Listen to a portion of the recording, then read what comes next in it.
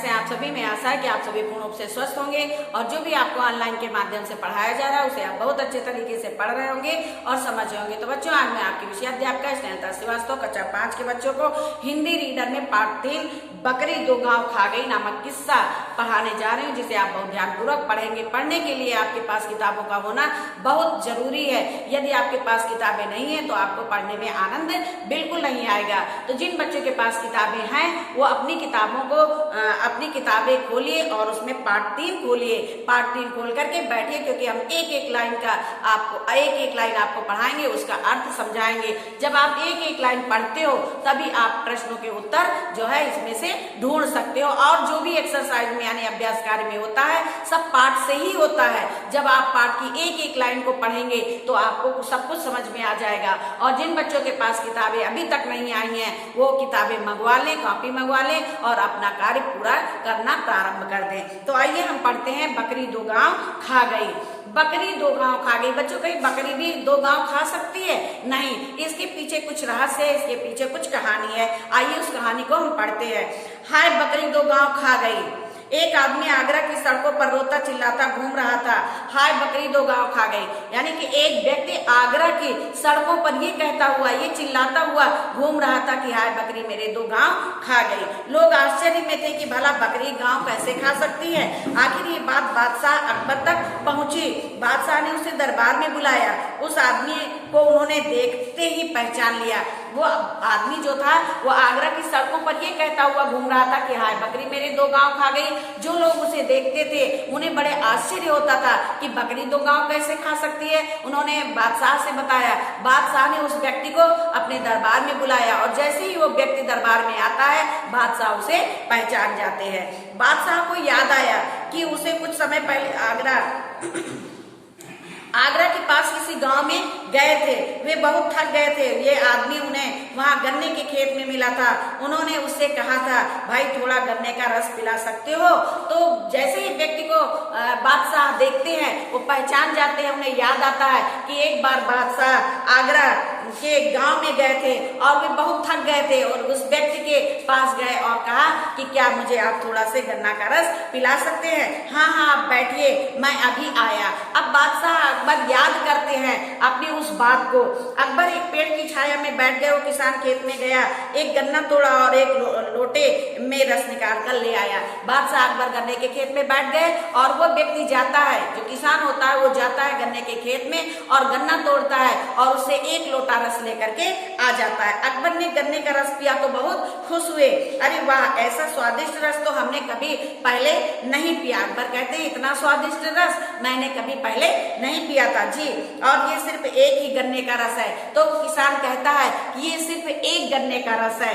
क्या एक गन्ने में इतना सारा रस? अकबर को आश्चर्य हुआ। अकबर को बहुत आश्चर्य होता है कि एक गन्ने में एक लोटा रस निकल सकता है। मैं बिल्कुल सच कह रहा हूँ। तो व्यक्ति कहता है कि हाँ, एक गन्ने में एक लोटा रस होता है, बिल्कुल मैं सत्य कह रहा हूँ हुजूर, कमाल की बात है। ये हमारे, आपको कहता है हुजूर ये कमाल की बात है, ये हमारे बादशाह की नियत का कमाल है जनाब। अगर उनकी नियत ठीक ना हो तो गन्ने का रस भी ना निकले। अब वो व्यक्ति कहता है कि ये हमारे बादशाह का कमाल है। बादशाह की नियत अगर अच्छी है तो ये एक लोटा रस निकल सकता है, और अगर बादशाह की नियत खराब है तो गन्ने में रस नहीं निकलेगा। अच्छा कितना लगान देते हो? अब बादशाह जो कहते हैं वो बच्चों को, किसान जो था वो अकबर बादशाह को पहचान नहीं रहा था।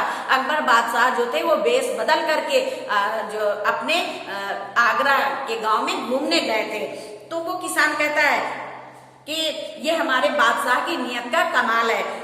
अब बादशाह कहते हैं अच्छा कितना लगान देते हो? बच्चों, खेतों का लगान पड़ता है जी। लगान तो सिर्फ 25 पैसे ही देने पड़ते हैं। वो व्यक्ति कहता है कि लगान हमारे खेत का जो है सिर्फ 25 पैसे ही पड़ता है, सिर्फ 25 पैसे। बादशाह ने हैरान होकर पूछा।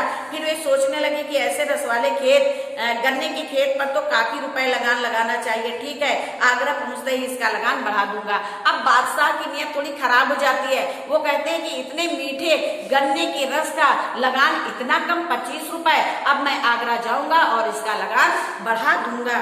कुछ देर इधर उधर की बातें करने के बाद अकबर ने कहा, अच्छा भाई चलने से पहले जरा एक लोटा रस और पिला दो। अब अकबर उस व्यक्ति से थोड़ा इधर उधर की बातें कहते हैं और फिर कहते हैं कि अब मैं चल रहा हूं, मुझे चलने से पहले एक लोटा रस और पिला दो। किसान लोटा लेकर जाता है, उसने एक गन्ना तोड़ा लेकिन इस बार लोटा ना भरा, फिर एक के बाद एक 3-4 गन्ने तोड़े और उनका रस निकाला और फिर भी लोटा ना भरा। अब किसान जाता है लोटा लेकर के और वो एक गन्ना तोड़ता है, उसमें रस नहीं निकलता, लोटा में बिल्कुल रस नहीं होता है। वो 2-3-4 गन्ने तोड़ता है और उनका रस निकालता है लेकिन लोटा फिर भी नहीं भरता है। अकबर इतना इंतजार कर रहे थे, अकबर उसका इंतजार कर रहे थे, सोच रहे थे इस बार तो उसने बड़ी देर कर दी। तभी किसान मुंह लटकाए हुए आया और लोटा बादशाह की तरफ बढ़ा दिया। लोटे में थोड़ा सा ही रस था। अब बादशाह जो थे वो किसान का इंतजार कर रहे थे। किसान ने अपनी बात बहुत देर लगा दी, लेकिन इंतजार करते ही करते वो किसान वापस आता है और मुंह लटकाए हुए होता, बड़े दुखी मन से आता है और वो लोटा बादशाह के सामने देता है और उसमें रस बहुत कम होता है, तो वो बहुत दुखी हो जाता है। अरे ये क्या बात, इतना कम रस लेकर आए। अब बादशाह कहते हैं कि इतना कम रस लेके आए हो, ये कौन सी बात है? कुछ नहीं हुजूर, लगता है अकबर बादशाह की नीयत बिगड़ गई है, उसी का असर है। अब किसान कहता है अकबर बादशाह को पहचानता नहीं था, तो वो उस बादशाह बने जो है अजनबी व्यक्ति से कहता है कि ये हमारे बादशाह की नीयत का कमाल है। अकबर को लगा जैसे किसी ने उन्हें आसमान से जमीन पर पटक दिया हो।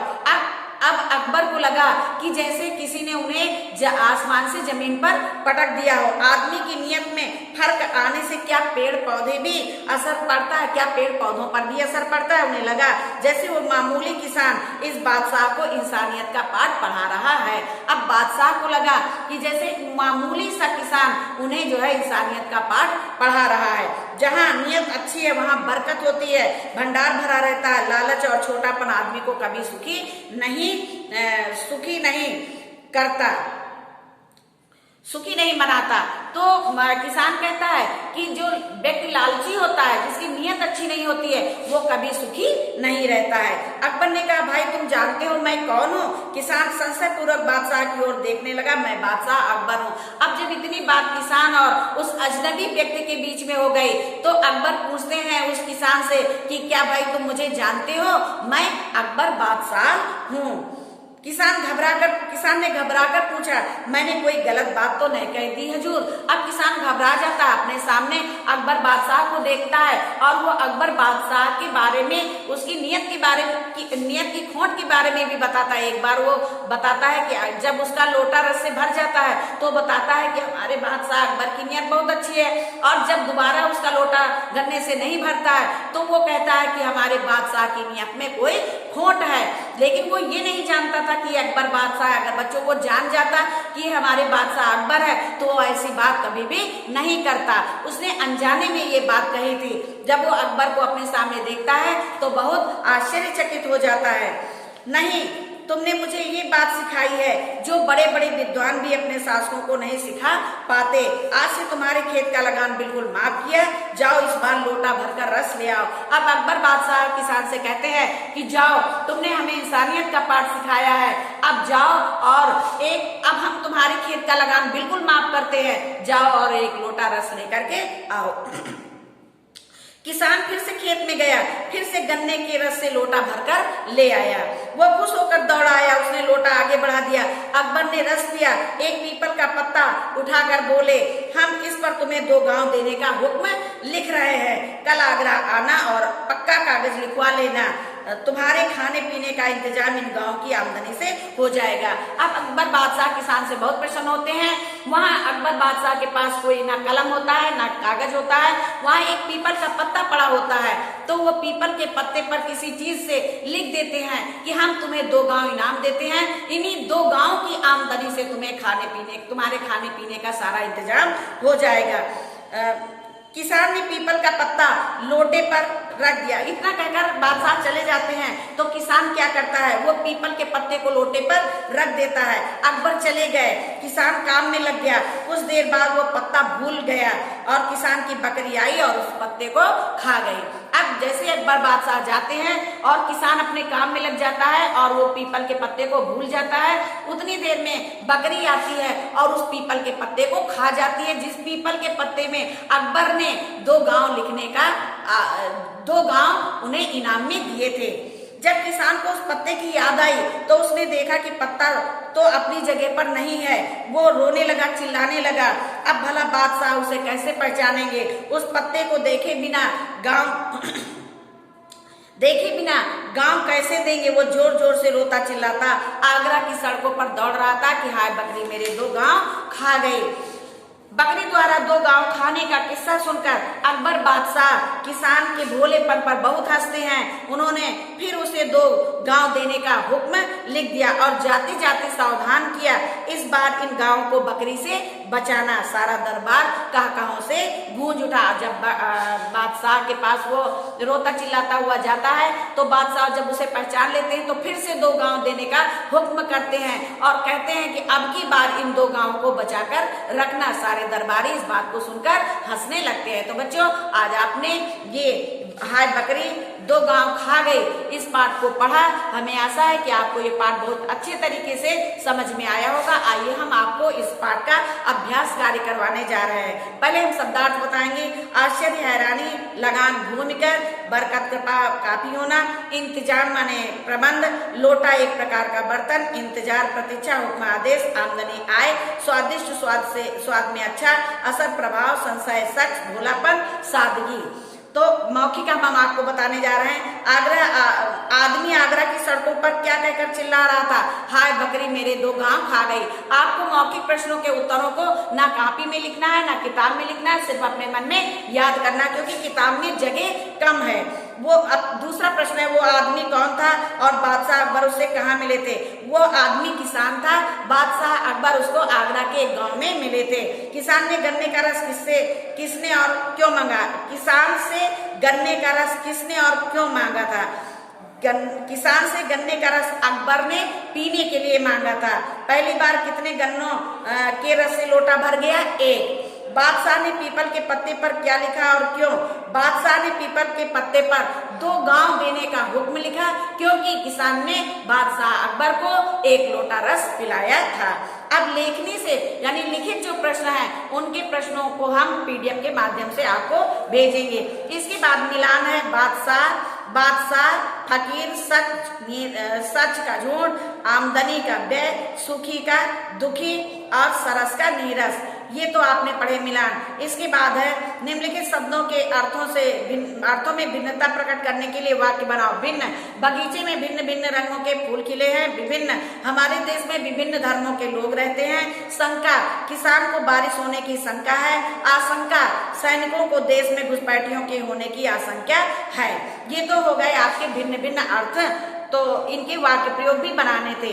अब वचन बदल। लोटा लोटे, पौधा पौधे, बकरी बकरियां, पत्ते पत्ते, पत्ता पत्ते, गन्ना गन्ने, भलाई भलाइयां। तो ये तो आपने पढ़ा वचन बदलना। अब भविष्य काल। बादशाह गांव में घूमने गए। भविष्य काल में बदलना। जो वाक्य हैं इनको आपको भविष्य काल में बदलना है। भविष्य का मतलब जो होता है आने वाला समय। बादशाह गांव में घूमने गए। बादशाह गांव में घूमने जाएंगे। किसान ने गन्ना तोड़कर रस निकाला। किसान गन्ना तोड़कर रस निकालेगा। इसके बाद है क्या किसान सच बोल रहा था? क्या किसान सच बोलेगा? बादशाह अकबर ने किसान के नाम 2 गांव लिखे। बादशाह अकबर किसान के नाम 2 गांव लिखेंगे।